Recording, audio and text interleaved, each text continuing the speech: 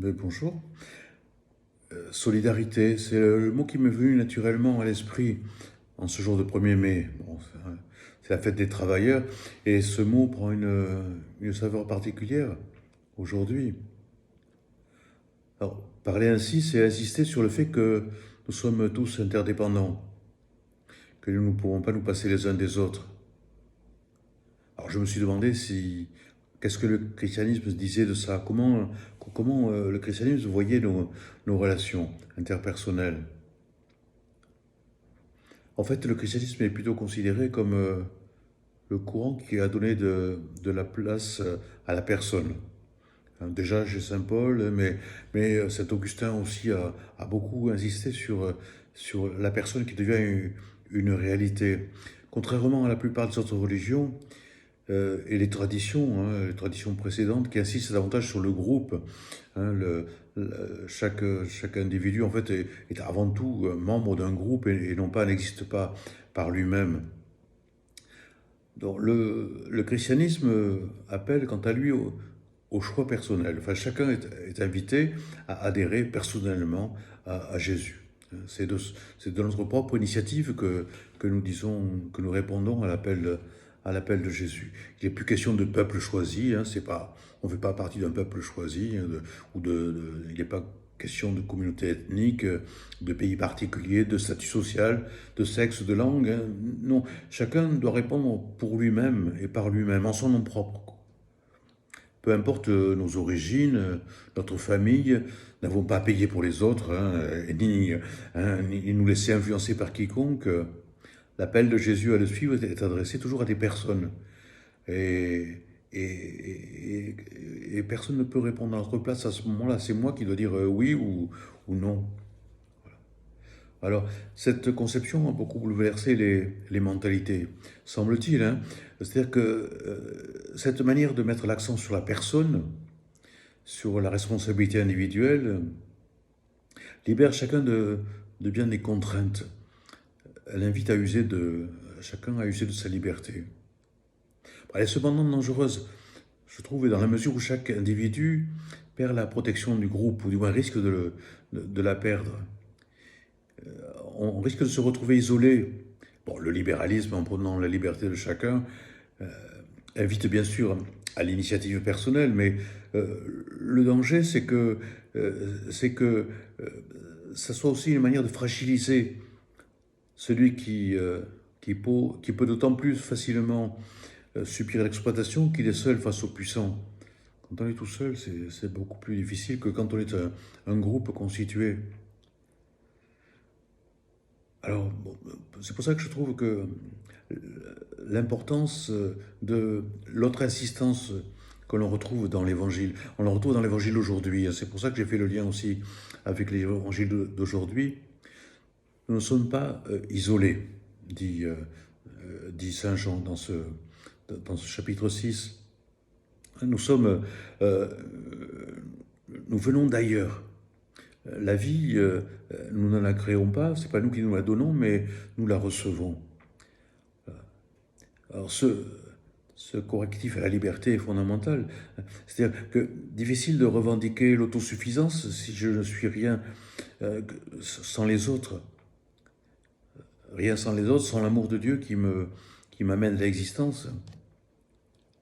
Or, beaucoup aujourd'hui refusent toute dépendance. Hein. Ils veulent se faire eux-mêmes, hein, sans rien demander aux autres. Ils prétendent prendre leur place dans la société tout seuls, à la force du poignet, sans rien devoir à personne. Hein. C'est un refrain qu'on entend beaucoup.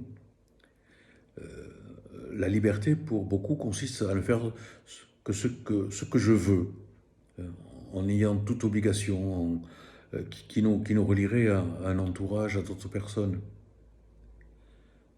Chacun, selon eux, enfin, dans cette mentalité, devrait gagner sa vie et celle de sa petite famille hein, pour gagner en autonomie. Toujours pareil, sans rien surtout, il faut rien devoir à personne. Hein. Beaucoup disent ça, hein, moi je m'occupe de personne, moi je fais ma vie et puis c'est tout. Le chrétien, au contraire, est celui qui reconnaît ne pas pouvoir exister sans les autres. Voilà. C'est quelqu'un qui accepte sa totale dépendance. Il est avant tout dépendant. Voilà. Vis-à-vis de Dieu d'abord, hein. C'est ce que, puisque c'est lui qui nous, c'est de lui que nous tenons l'existence et l'être. C'est bon, c'est l'évangile d'aujourd'hui, là, je vous lis un passage.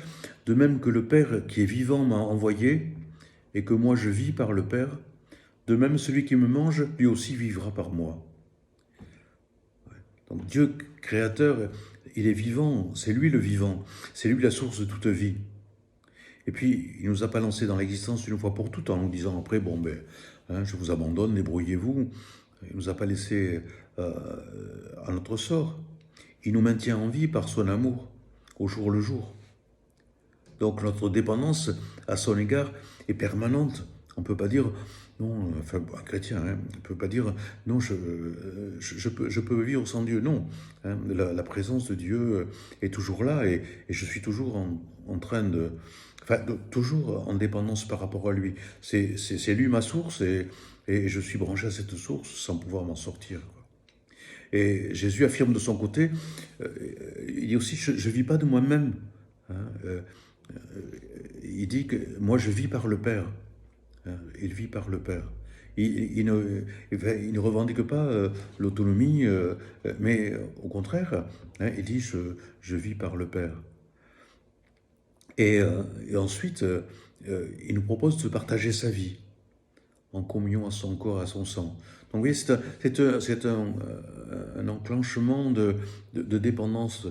Jésus dépend du Père, hein, et nous dépendons de Jésus, et c'est lui qui nous met en relation avec le Père.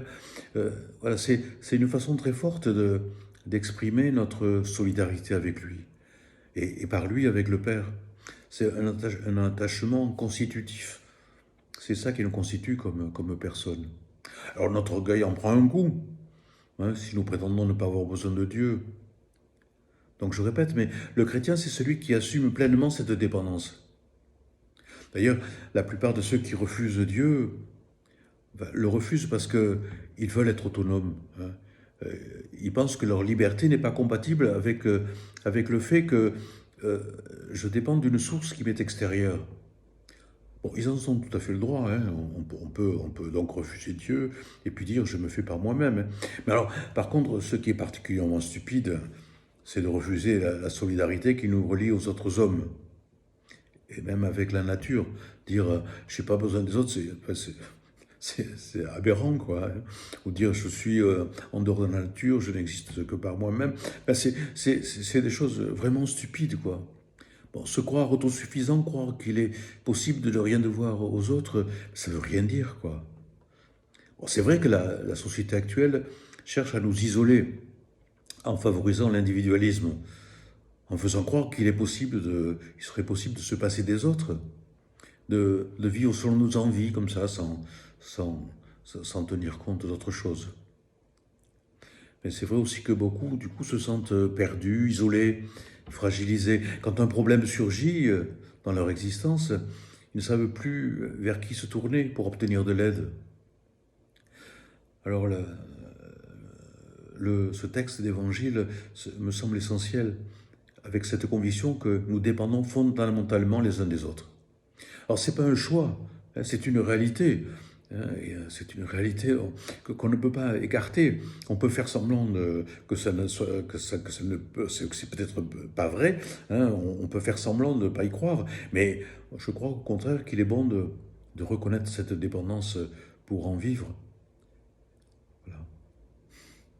Alors essayons d'assumer nos dépendances les uns des autres. Pour les chrétiens, assumer notre dépendance vis-à-vis de Dieu et d'en vivre en profondeur. Voilà, bon 1er mai à tous.